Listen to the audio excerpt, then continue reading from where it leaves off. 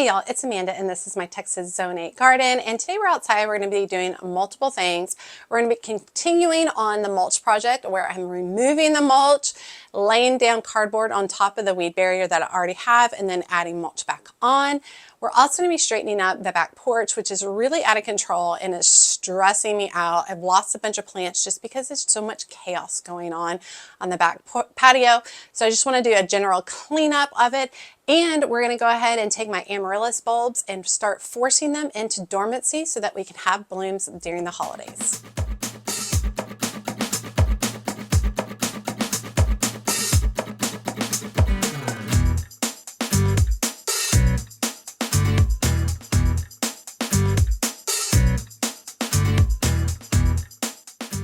Okay, so this is the project. I basically have to pull back the mulch, revealing the weed barrier, lay down cardboard, and then put all the mulch back.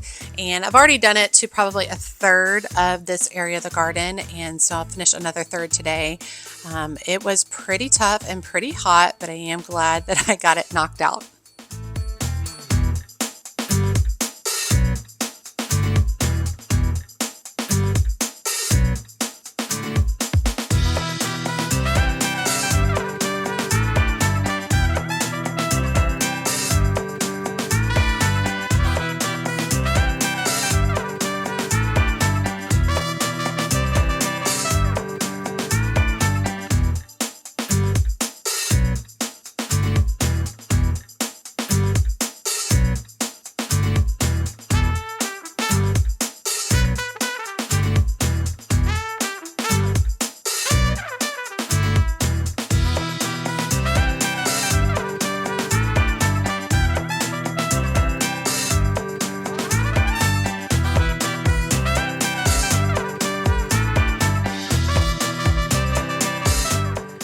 Okay, so I need to do some cleaning up on the porch. You might see that this is a never-ending cycle with me.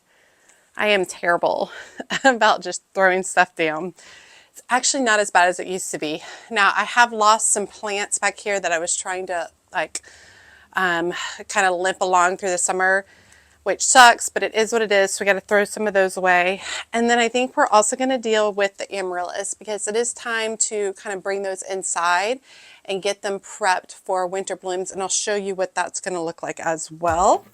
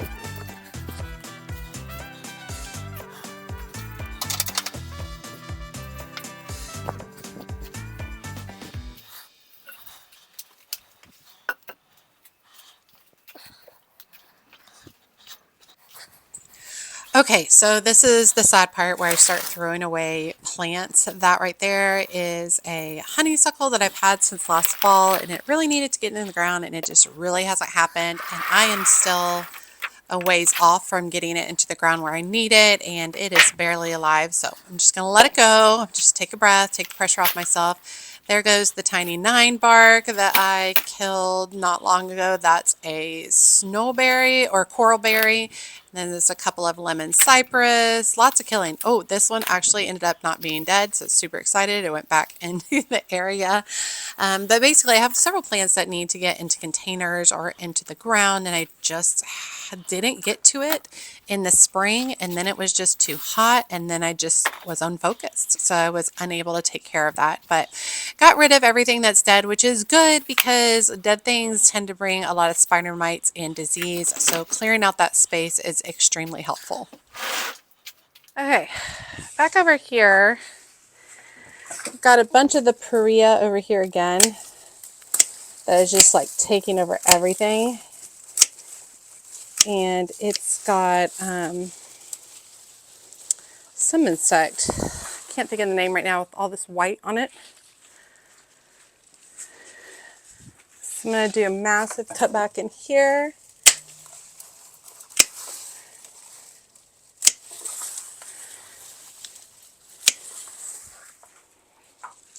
And because that was so big, it's kind of killed everything else in here. Next year, I really want to not put so many containers over here. It's too much. Should have done less. Just because I do need a lot of the space on my porch for actually working and getting stuff done.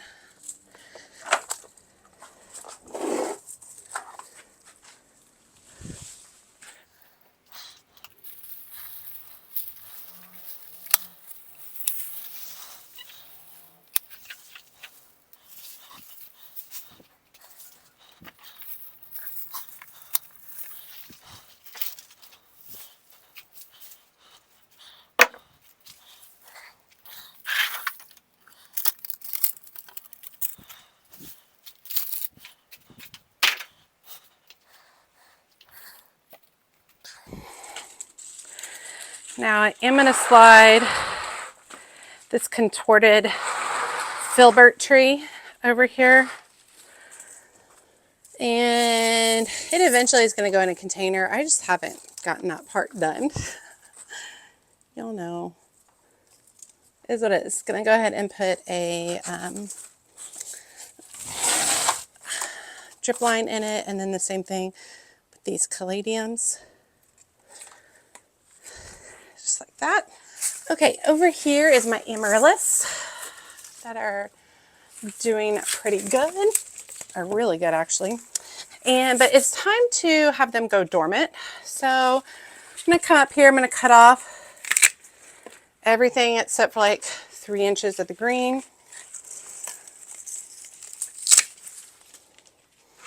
And I could take these inside and do that. I just know I'm already going to cut all this stuff off, so it's just easier to go ahead and do it outside.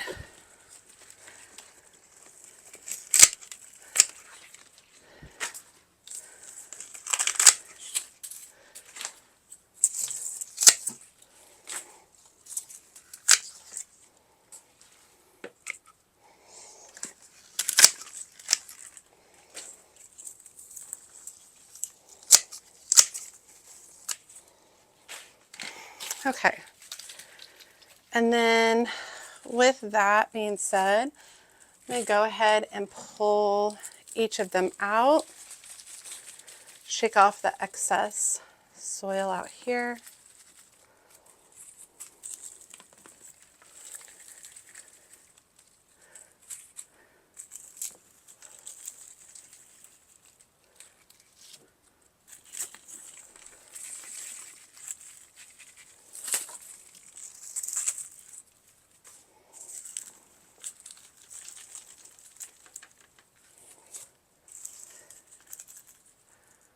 Since putting on a baby bulb. All right. Sweet, and then we'll take those inside. Okay, and I never did much with my elephant ears this year either. But I did grow them on, so I definitely think that I'm going to cut them back and let them go into a dormant state as well. I'm also going to go ahead and cut back this coleus right here. Y'all remind me next year, I don't want all this stuff. It's too much stuff on the patio. I need this to be a little more clear.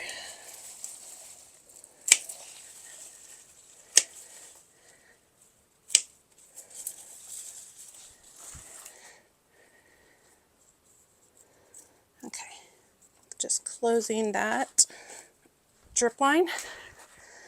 And all these petunias that were at the base of my Meyer lemon tree are done. Just pull those out.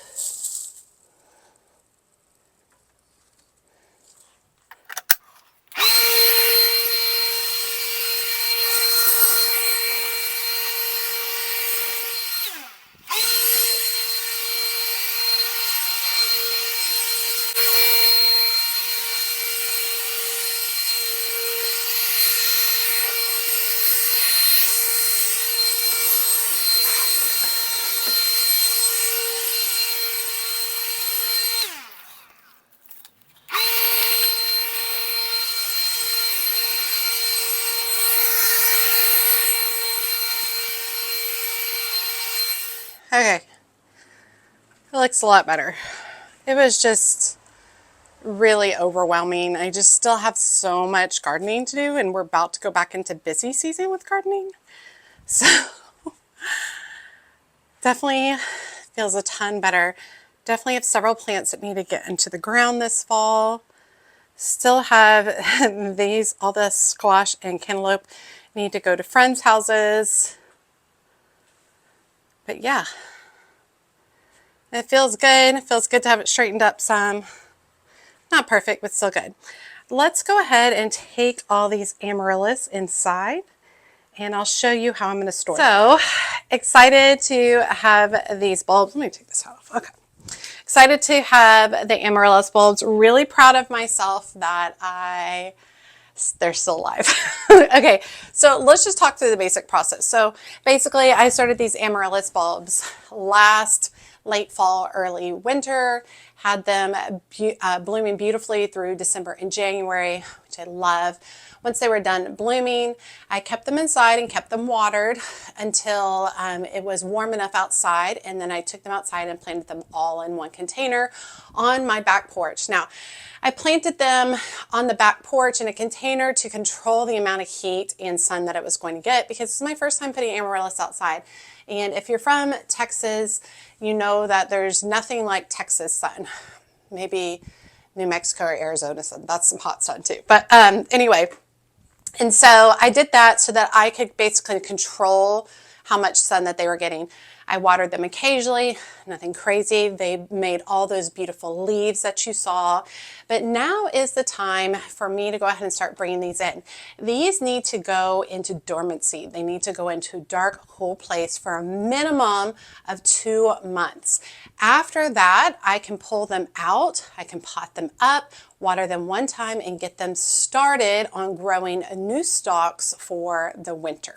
So you can see that I've got all mine cut back. Now, the worst thing I could do right now is to take these and put them in a location where they don't get any air. Like, that would be the worst. I can't take these fresh bulbs right here and put them in a brown sack and put them in the dark. What you're doing is basically encouraging them to mold.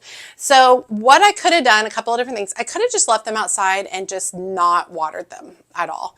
It would have taken a lot longer to go through the process.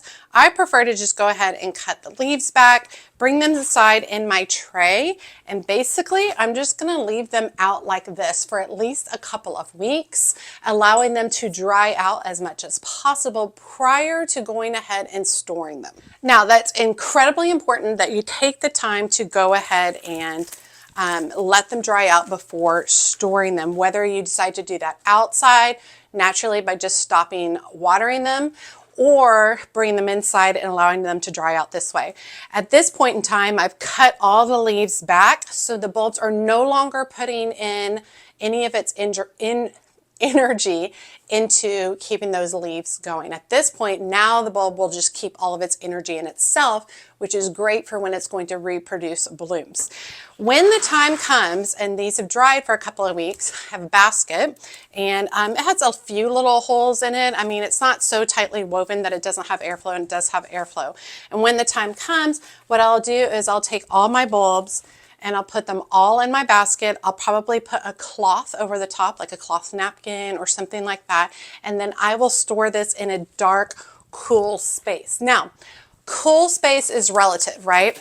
I live in North Texas. I don't have cellars. I don't have a basement. So a cool place for me is like inside. Like we don't have a cellar that's naturally 55 degrees year round, right? So basically what I will do is I'll just put it in a location such that has really great airflow. Like this is actually a really great location in my room. This is a cooler in this workspace. It's a cooler space. So I'll put them in my basket. I'll cover them up so that they don't have any light. Okay, we don't want light getting to them. We want them to go into darkness. We want them to be cooler. Definitely cooler than what they've been outside, right? Because these guys have been going through 100-degree weather. So this will be a drastic 40-degree change for them. So we will put them in the basket covered up from light, and I'll put it somewhere in here, most likely probably up high somewhere, just so it's out of the way and so my dogs can't get to it. And then we will store it like that for 2 months. So come mid-October to end of October, I will bring these back out of dormancy. I will pot them up, and of course I will show you all that process. I am incredibly surprised at how easy this Amaryllis process has been. I want to kick myself for all the Amaryllis bulbs that I have thrown away in the past. Several of y'all have told me, Amanda, what are you doing? Yeah, so I'm really excited. I don't actually have, if this works out, I don't have to buy any Amaryllis bulbs this year, which is fantastic. It's so exciting. And so basically all I did is go through that process of planting them outside once we had gotten through the cold weather, allowing them to grow outside all summer. Now I'm bringing them in and forcing them into dormancy where they're going to dry out. It's going to be dark and it's going to be cooler. And then I'll bring them out of dormancy towards the end of October. We'll get them potted up. And then approximately 2 months after I have potted them up, I should start getting blooms, which is incredibly exciting.